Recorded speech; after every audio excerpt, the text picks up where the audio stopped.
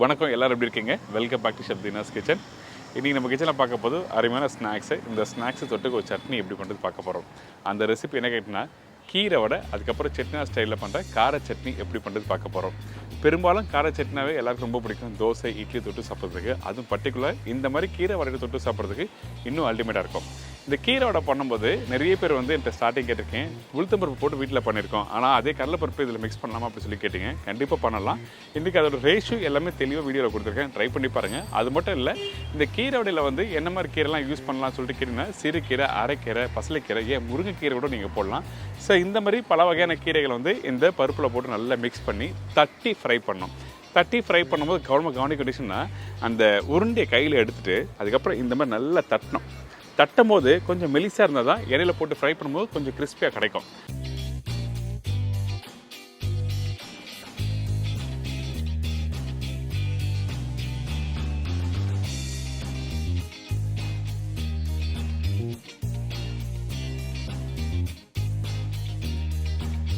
அது மட்டும் இல்லை, அந்த உளுத்தம்பருப்பு அரைக்கும் போது ரொம்ப நைஸாக அரைச்சிட்டிங்கன்னா நல்லா இருக்காது. கொஞ்சம் குறைன்னு இருக்கணும், தண்ணி விடாமல் அரைக்கணும். ஸோ இந்த மாதிரி விஷயம்லாம் அழகாக நம்ம வீடியோவில் பார்க்கலாம்.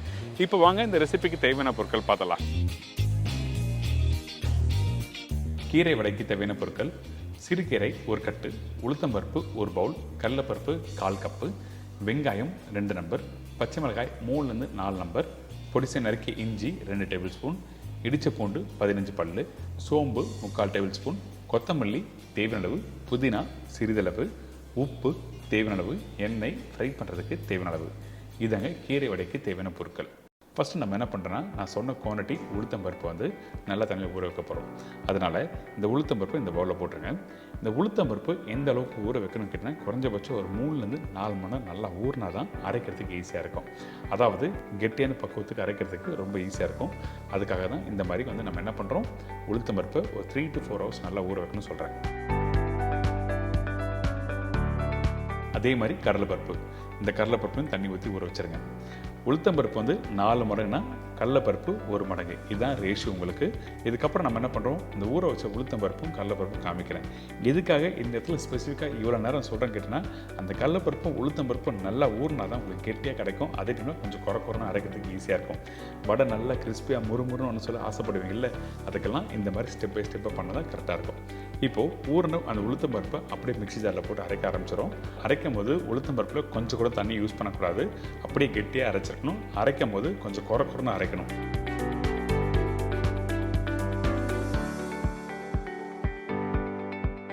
70 to 80% அளவுக்கு இந்த மாதிரி அரைச்சா உங்களுக்கு நல்லா கிறிஸ்பியாக கிடைக்கும். ரொம்ப நைஸாக அரைச்சிடாதீங்க, நல்லா இருக்காது. அதே மாதிரி தான் இந்த கடலைப்பருப்பும் அரைக்க போகிறோம். இந்த கடலைப்பருப்பு பார்த்திங்கன்னா, நீங்கள் நார்மலாக வீட்டில் மசாலா வடைக்கு அரைச்சிருப்பீங்கல்ல, அதே கான்செப்டில் அரைக்கும் போது 90% அரைச்சிருக்கணும். 1-2 கடலைப்பருப்பு முழுசாக இருந்தால் தவறு எதுவுமே இல்லை.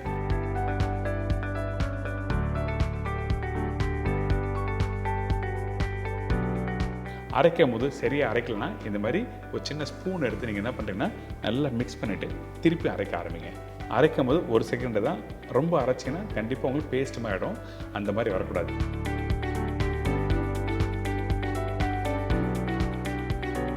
இப்போ ஏற்கனவே ரெடி பண்ணி வச்சுருக்கேன் அந்த உளுத்தம்பருப்பில் இந்த கடலைப்பருப்பும் போட்டாச்சு.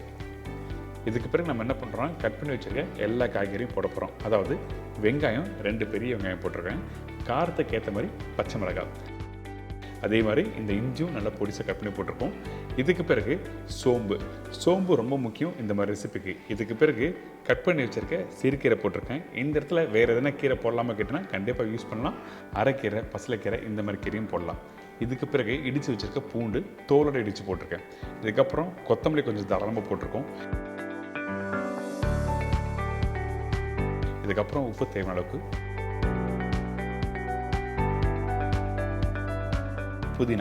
புதினா அளவு கம்மியாக போடுவோம். புதினா வாசனை தன்மை நிறைய கொடுக்கும், அதனால் புதினா கொஞ்சமாக போட்டிருக்கோம். ஆனால் கம்பல்சரி புதினா இந்த ரெசிபிக்கு நீங்கள் யூஸ் பண்ணியிருக்கணும். நீங்கள் வடையை நல்லா தட்டிட்டு அதுக்கப்புறம் ஃப்ரை பண்ணி சாப்பிட்டு பாருங்களேன், சூப்பராகவும் அந்த புதினா ஃப்ளேவர் நல்லா கொடுக்கும். அதனால தான் புதினா கரெக்டான அளவில் போகணும்னு சொல்கிறேன். இதுக்கப்புறம் அந்த உளுத்தம்பருப்பு, கடலைப்பருப்பு, வெங்காயம், கீரை எல்லாத்தையும் நல்லா மிக்ஸ் பண்ணுங்கள்.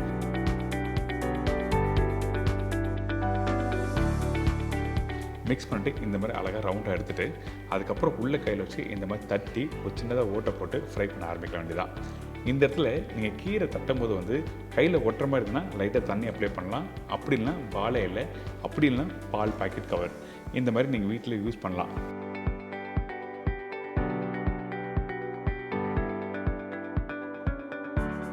அடுத்து நம்ம என்ன பண்ணுறோம், தட்டி வச்சுருக்க இந்த கீரை வடையை ஆயிலில் ஃப்ரை பண்ண போகிறோம். கரெக்டான சூடில் ஆயிலில் ஃப்ரை பண்ணோம். நீங்கள் எப்போவுமே கீரை வடை வந்து நீங்கள் எண்ணெயில் போடும்போது ஃபஸ்ட்டு வந்து உங்கள் எண்ணெய் வந்து சூடாக இருக்கணும். அதுக்கு பிறகு பார்த்தீங்கன்னா நீங்கள் தட்டி வச்சுருக்க எல்லா வடையும் எல்லாத்தையும் ஒன்றா போட்ட பிறகு மீடியமான ஃப்ளேம் வச்சு ஃப்ரை பண்ண ஆரம்பிங்க.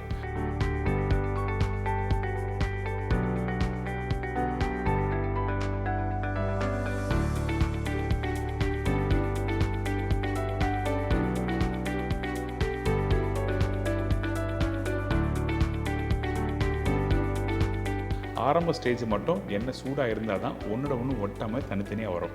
இல்லைன்னா ஒட்ட ஆரம்பிச்சிடும். அதுக்கப்புறம் பார்த்தீங்கன்னா கலரும் மாற ஆரம்பிச்சிடும். உங்களுக்கு எதிர்பார்த்த மாதிரி நல்ல கலரும் கொடுக்காது, கிறிஸ்பியும் கிடைக்காது.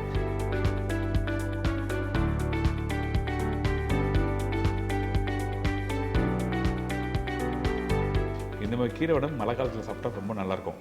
நான் கரெக்டாக மழை டைமில் தான் இந்த ரெசிபி ட்ரை பண்ணி பார்த்தேன். ரொம்ப அருமையாக இருந்தது. நம்ம கூட இருக்கவங்க எல்லாருமே வந்து விரும்பி சாப்பிட்டாங்க.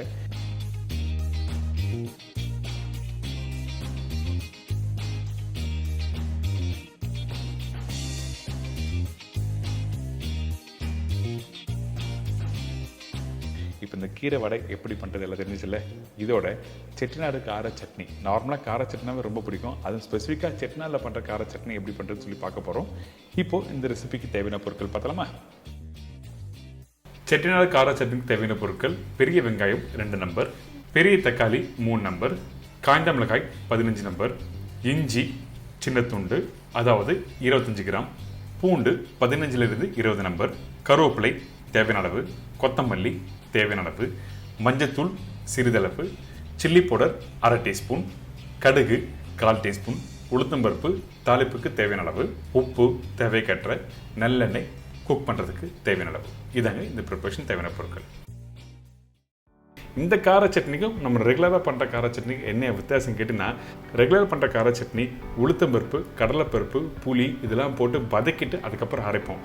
ஆனால் இந்த செட்டிநாடு கார சட்னி சொல்லும் போது இந்த கடலைப்பருப்பு, உளுத்தம்பருப்பு, சில பேர் உடச்சல்லாம் போடுவாங்க.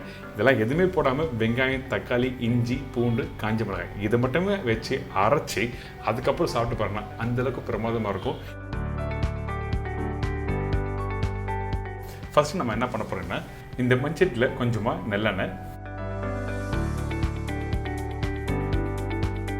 அதுக்கப்புறம் இஞ்சி போட்ட பிறகு பூண்டு, காஞ்ச மிளகாய் அதிகமான குவான்டிட்டி போட்டுப்போம். ஏன்னா அந்த காரத்தன்மை இதில் தான் கொடுக்கும். அதனால காஞ்ச மிளகாய் தேவையான அளவுக்கு. இந்த காஞ்ச மிளகாய் நீங்கள் எப்படி பேலன்ஸ் பண்ணி போடணும்னு கேட்டிங்கன்னா, தக்காளியோட அளவு எந்த அளவுக்கு போதோ, அதாவது புளிப்புத்தன்மை இருக்கோ அதுக்கேற்ற மாதிரி காரம் நீங்கள் அதிகமாக போடணும். அதே டைமில் பெரிய வெங்காயம் 2 கட் பண்ணி இதில் போட்டிருக்கோம்.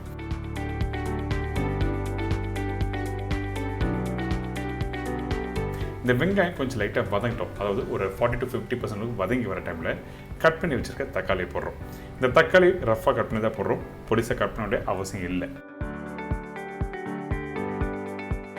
இந்த தக்காளி நல்லா வதக்கிட்டு அதுக்கப்புறம் நம்ம என்ன பண்ணுறோம், கொஞ்சோண்டு மஞ்சத்தூள், அதுக்கப்புறம் மிளகாய்த்தூள் போட போகிறோம்.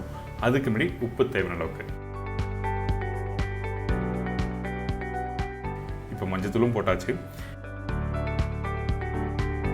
இந்த மஞ்சத்தூள் போட்ட பிறகு இந்த வெங்காயம் தக்காளியோட நல்லா மிக்ஸ் பண்ணுங்கள் 1 நிமிஷம்.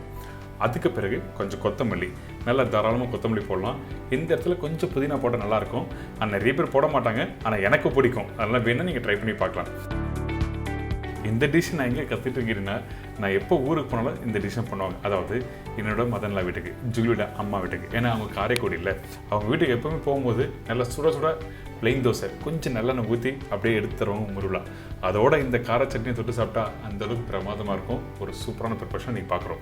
இந்த மஞ்சத்தூள் போட்ட பிறகு கொஞ்சம் லைட்டாக சில்லி பவுடர் போட்டிருக்கேன்.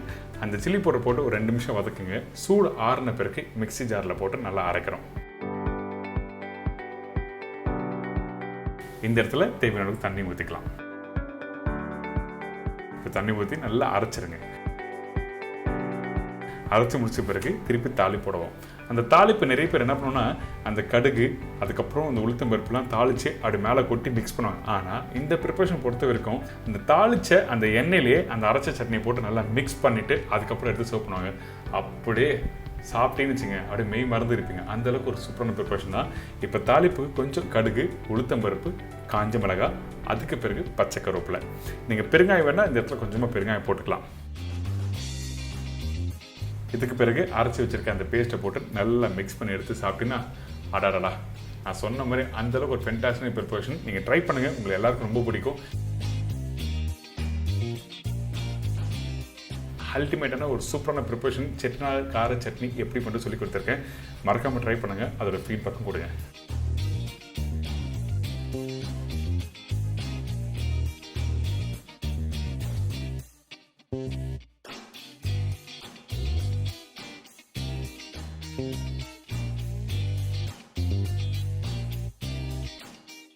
எனக்கு அந்த கீரை வடையும் இந்த செட்டிநாடு ஸ்பெஷல் கார சட்னி எப்படி பண்ணுறது எல்லாம் தெரிஞ்சிருக்கோம்ல.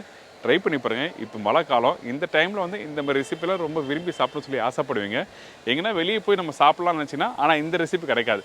நீங்கள் இந்த மாதிரி வந்து வீட்டில் இருக்க பொருளை வச்சு நீங்கள் வீட்டில் ட்ரை பண்ணி பார்க்கலாம். எல்லாருக்கும் பிடிக்க நினைக்கிறேன். இதே மாதிரி நாளைக்கு இன்னொரு உங்களுக்கு பிடிச்ச மாதிரி ஒரு சூப்பர் ரெசிபி சந்திக்கிறேன். நன்றி, வணக்கம். CA Baba, take care.